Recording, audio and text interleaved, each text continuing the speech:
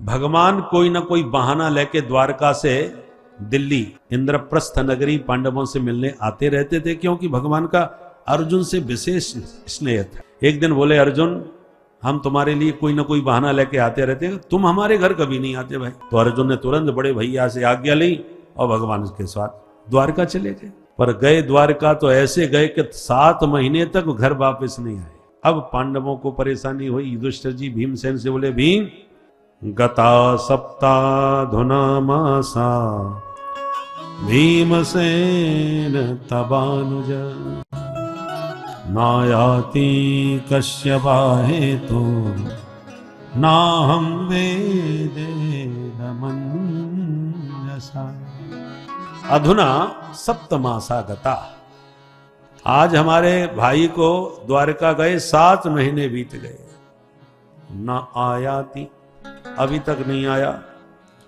मुझे अर्जुन को लेके बहुत चिंता हो रही है, और चिंता का कारण यह है कि मुझे आजकल अपशकुन बहुत हो रहे हैं। क्या हुआ भैया? बोले, देखो आकाश में पुच्छल तारा दिखाई पड़ रहा है। आज मैं मंदिर में दर्शन करने गया तो ठाकुर जी का श्री विग्रह एकदम श्रीहीन उदास दिखाई पड़ा। भगवान के दर्शन में आनंद नहीं आया। रास्ते में मैंने देखा गाय अपनी बछिया का दूध पी रही थी। ये सब अमंगलकारी संकेत हैं जो बहुत बड़ी अनहोनी का संकेत देते हैं। चिंता व्यक्त कर ही रहे थे कि इतने में अर्जुन आ गए, और अर्जुन की हालत देख करके और ज्यादा चिंता में पड़ गए। कदम लड़खड़ा रहे हैं, मुख तेजहीन है, गांडीव गिर गिर जा रहा है। तुरंत अर्जुन को हृदय से लगाया, अर्जुन क्या हुआ? ये तुम्हारी हालत क्या हो गई? तुम्हारी आंखों में आंसू क्यों है? तुमसे ऐसा क्या पाप बन गया जो तुम्हारी कांति विलुप्त हो गई? कहीं तुमने गोहत्या तो नहीं कर दी? कहीं तुमने ब्राह्मण वध तो नहीं किया? कहीं तुम्हारी प्रतिज्ञा भंग तो नहीं हुई? कहीं तुम शरणागत की रक्षा करने में असमर्थ तो नहीं हो गए? कहीं तुमने अगम्या से गमन तो नहीं किया? कहीं तुमने ब्राह्मण और बालक की उपस्थिति में उनको खिलाए बिना उनके सामने भोजन तो नहीं किया? ये सब पातकों में आते हैं। अर्जुन सिर हिलाते, कहीं नहीं, ऐसा कुछ नहीं। तो फिर क्या हो गया? 7 महीने तुम द्वारका रह के आए हो अपनी ससुराल में, कहीं तुम्हारा किसी ने अपमान तो नहीं कर दिया वहां पर? द्वारका में सब द्वारकानाथ अपने प्रद्युम्न, अनिरुद्ध, सांबा आदि के साथ में कुशल से तो है ना? जब द्वारका की कुशलता का प्रश्न पूछा तो अर्जुन चरणों में गिर पड़े और यदुवंश संहार का पूरा प्रसंग सुना दिया। वंचितो हम महाराज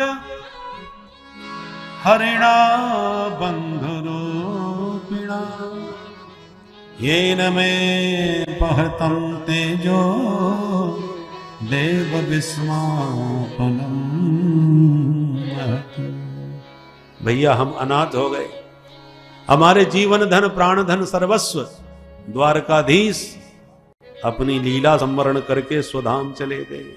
56 करोड़ यादवों में इतना भयंकर ग्रह युद्ध हुआ है कि आज केवल चतुःपंचावशेषता, सिर्फ 4-5 बचे हैं, बाकी सब समाप्त हो गए। जहां कुंती बुआ के कान में गोविंद के स्वधाम जाने का समाचार पड़ा, तुरंत भगवान के ध्यान में पद्मासन में बैठ गई और भगवान के वियोग में एक पल में कुंती बुआ ने शरीर त्याग दिया। या तो ऐसे प्रेमी राम अवतार में दशरथ जी हुए जिन्होंने राम के वियोग में देह त्याग किया, और कृष्णावतार में कुंती सुनते ही शरीर त्याग दिया। पांडवों ने भी तत्काल निर्णय लिया कि गोविंद के बिना इस धरती पर हम भी नहीं रह पाएंगे, और अपने नन्हे पौत्र परीक्षित को सत्ता पर बैठा करके अभिषेक कर दिया, और 5 भाई द्रौपदी को साथ में लेके हिमालय यात्रा पर निकल गए, और एक एक करके शरीर त्यागते हुए, वीर संन्यास ग्रहण करते हुए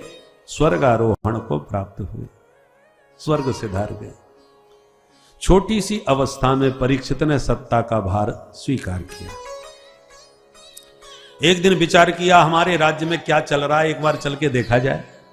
तो वेश बदल करके परीक्षित निकले। गुप्तचरों पर ही भरोसा पूरा नहीं करना चाहिए राजा को। राजा को भी कभी गुप्तचर बन करके घूमना चाहिए ताकि प्रजा की वास्तविकता समझ में आवे। वेश बदल के निकले तो जगह जगह पर अपने पिता पितामहों के पराक्रम की गाथा सुनी। कोई उनके पिता वीर अभिमन्यु की गाथा गा रहा है तो कोई उनके पितामह अर्जुन के पराक्रम की चर्चा कर रहा है। परंतु एक स्थान पर जाके चौंक गए। एक दुष्ट बहुत बुरी तरह गाय और बछड़े को मारता पीटता जा रहा है। गौ माता के ऊपर चरण का प्रहार कर रहा है। मार मार के बछड़े के तो 3 पैर ही पूरी तरह तोड़ डाले। एक पैर पर खड़ा बछड़ा कांप रहा है और उस अवस्था में गौ माता अपने बछड़े से कह रही है। परीक्षित सुन रहे। गाय क्या बोल रही है? बोले ब्रह्मा दयो बहुतिथम यदपांग मोक्ष कामास्तपः समचरन् भगवत प्रपन्ना सा श्री स्ववासमरविंद वनम विहाय यत्पाद सौभगमलम भजते नुरक्ता यत्पाद सौभगमलम भजते नुरक्ता। गौ माता कहती है वत्स, ब्रह्मादिक देवता जिस महालक्ष्मी की कृपा कटाक्ष के लिए तपस्या करते हैं कि हे मां एक बार हमारी तरफ निहार लो, ऐसी ऐश्वर्यशालिनी महालक्ष्मी जिन प्रभु के चरण कमलों को निरंतर दासी बनकर के पलोटती रहती है, चरण सेवा में लगी रहती है, ऐसे हमारे प्रभु के वो पादारविंद वे चरणारविंद हम सबको छोड़ के हमको अनाथ करके चले गए। परीक्षित सुनते ही समझ गए ये साधारण गाय बछड़ी हो सकते भाई, पर जो भी हो इन पर अत्याचार करने वाला ये दुष्ट कौन है जो मेरे राज्य में मेरी गौ माता पर प्रहार कर रहा है। क्रोध में भर गए, तलवार निकाली और दुष्ट को दंड देने के लिए बढ़े। है दुरात्मन खड़ा रहे।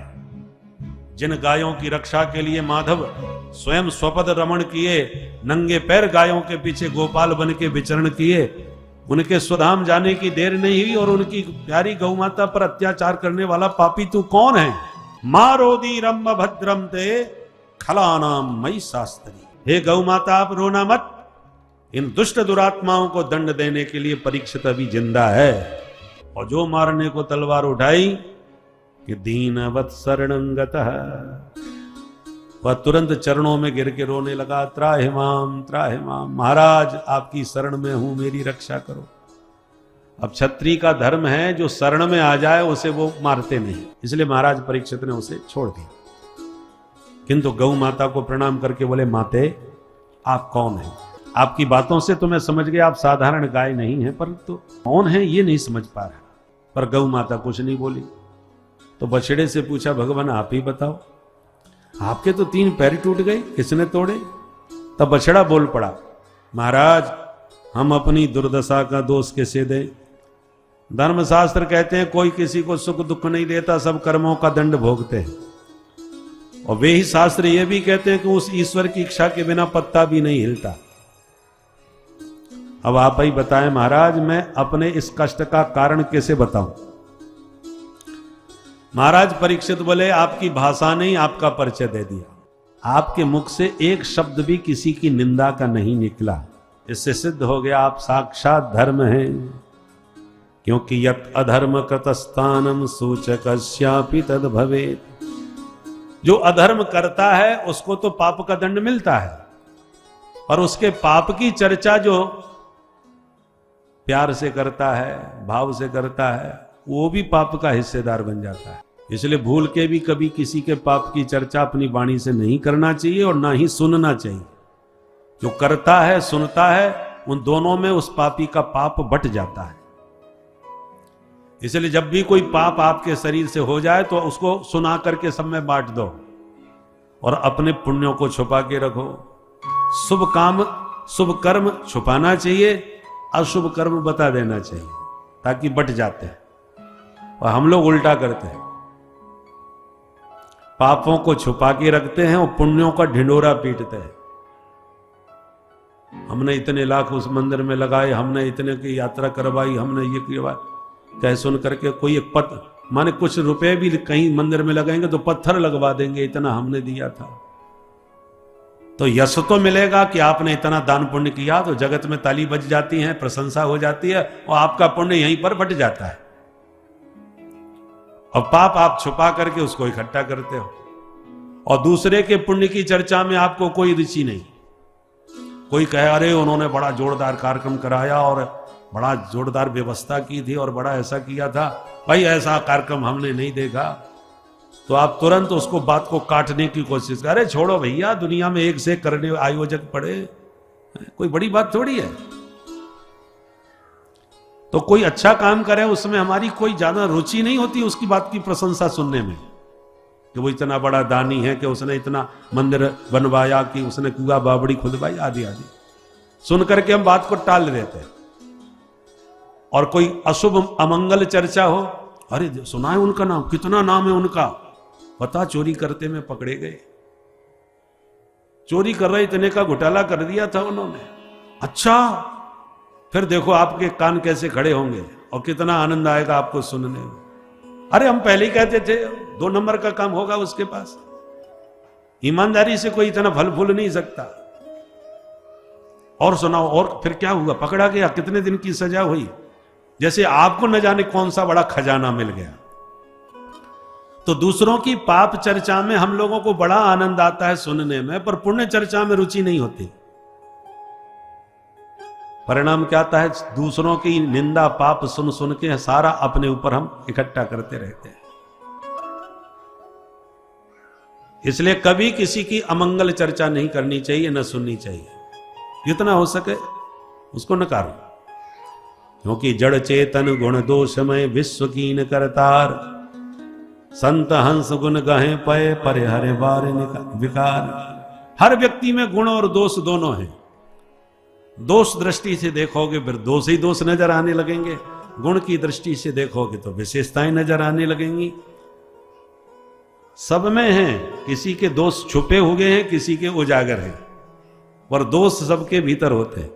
इसलिए बुरा जो देखन मैं चलिया, बुरा न मिलिया कोई, जब दिल खोजा अपना हमसे बुरा न कोई। आप अपने भीतर झांक के देखेंगे तब आपको अपनी बुराई दिखाई पड़ेगी, और फिर तौलिए कि उससे तो हम कितने गए गुजरे। क्या ये हमसे पाप नहीं होता? बस अंतर है कि हमने अपने पाप को अभी तक छुपा के रखा है, किसी को पता नहीं चला है, उसका उजागर हो गया तो हम लोग खुद ही उसकी बातें बनाने लगे लंबी चौड़ी, जैसे हम बड़े पवित्र आत्मा है, जैसे हमसे कोई पाप हुआ ही ना हो। इसलिए पाप चर्चा से बचना चाहिए।